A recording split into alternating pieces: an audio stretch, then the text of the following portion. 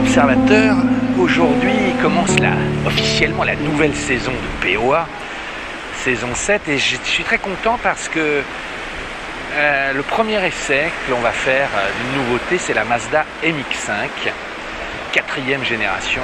La première génération est apparue fin 80, 87-88, je remettrai le chiffre.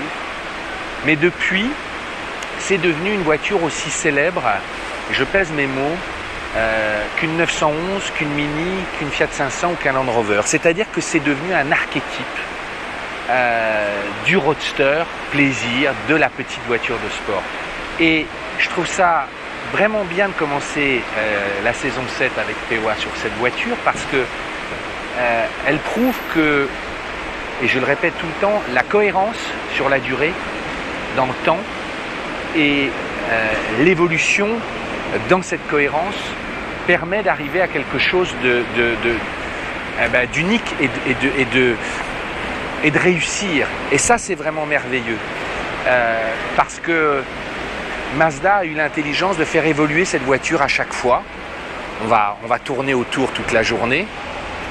On va la détailler, on va la manger avec vous, je vous l'offre vraiment.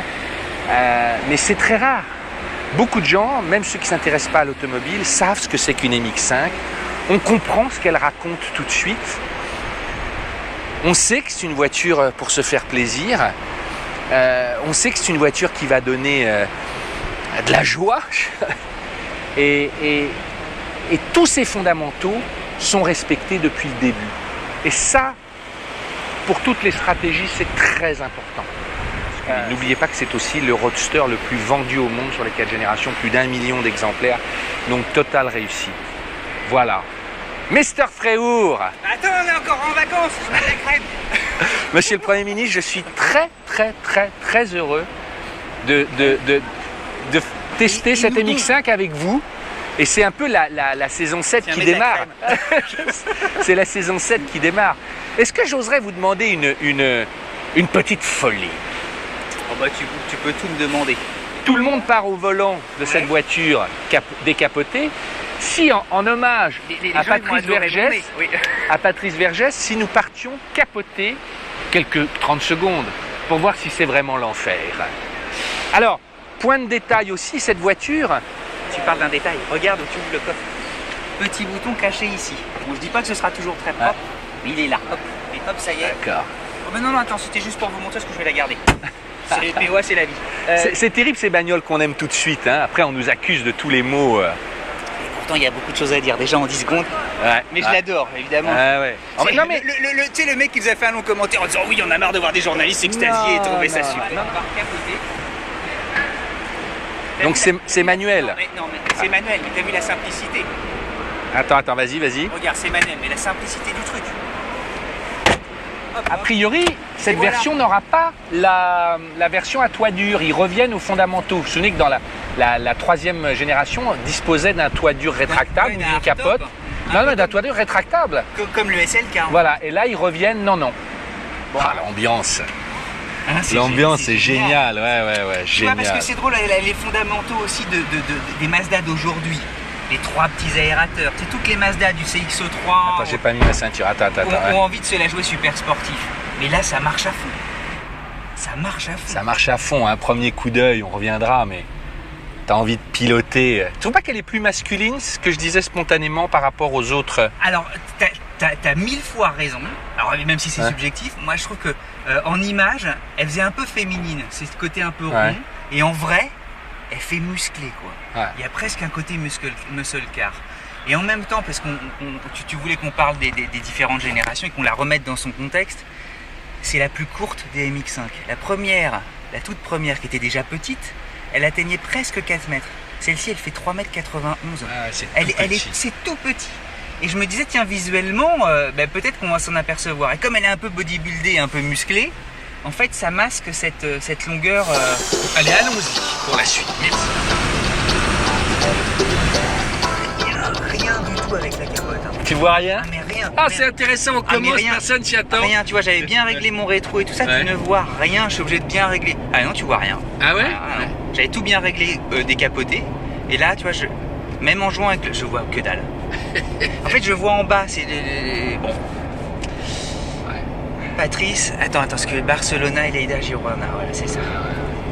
T'as vu mon espagnol quand même, ouais, maîtrise de la langue.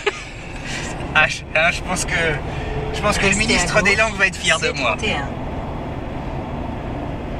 C'est superbe ce coq. Restez à gauche, c'est 31. Oh là là, pardon. Alors, attends. On décapote en roulant, mais tu m'épates, ça c'est génial alors. Ouais, vas-y, attends, je vais le faire. Alors voilà. Voilà, mais c'est assez facile. Hein. C'est hyper facile. Mais là, je trouve la route tellement filmesque. Tu te souviens Basic Instinct? Oh bah, attends, tu sais, la Lotus. La Lotus et t'as... Lui, il roule derrière. Dans une pauvre bagnole. De flic américain. Mais là, regarde, ça, c'est pas mal. Et il essaie de faire ce qu'il peut, d'ailleurs.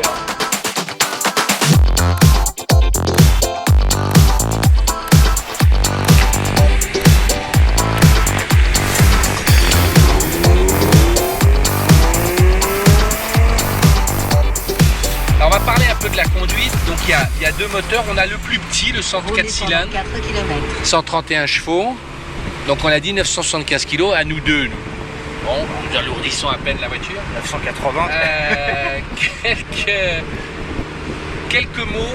Bon, on s'en doute, c'est une voiture très agréable à conduire, mais essaye d'être précis. Alors, tes remarques. 131 chevaux, on n'a pas encore essayé la version 160, mais déjà, moi ça m'enthousiasme. J'ai pas besoin de plus. Je trouve que c'est largement suffisant. Ensuite, tu me parles de la tenue de route. Ben regarde, c'est très simple. Tu tournes le volant, elle s'inscrit immédiatement. Hop, hop, hop. Mais c'est d'une incisivité, c'est d'une incisivité remarquable. D'ailleurs, je me faisais la réflexion en me disant, mais est-ce que tu as déjà conduit une voiture à ce point précis et aiguisé? Tu sais, dans ses réactions. Hop, t'as un jeu minimal. Et puis ensuite, t'as ce petit levier de vitesse au maniement, mais vraiment tout de suite idéal et remarquable. Et résultat, tu as tout de suite envie de conduire un peu plus vite que d'habitude. Et puis voilà, tu peux franchement soigner tes trajectoires, effectivement.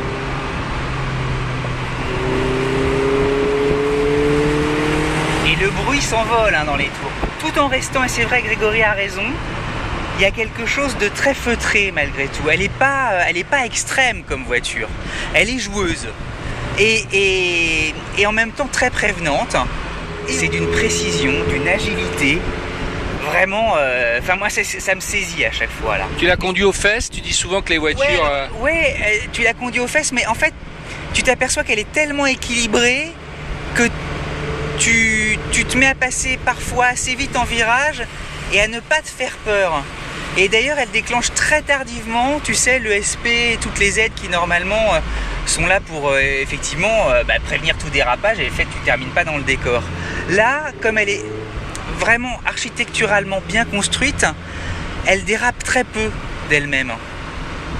Et voilà, résultat, si tu veux, quand tu fais un bon objet, un vrai objet d'ingénieur, avec une répartition des masses qui est judicieusement faite, judicieusement pensée, et que tu réunis tous ces ingrédients, les aides à la conduite, ils n'arrivent plus qu'en extrême limite, tu vois. Et elle en est très facile à conduire, je pense, pour tous. Alors, c'est un des fondamentaux. Quand on dit que c'est une voiture accessible, elle est conduisible par tout le monde. C'est une voiture de sport, mais c'est pas... Et ça tient aussi au gabarit, tu vois, elle n'est pas immense, t'as pas un paquebot. Même si t'as un long capot, tu sais très vite où tu mets tes roues.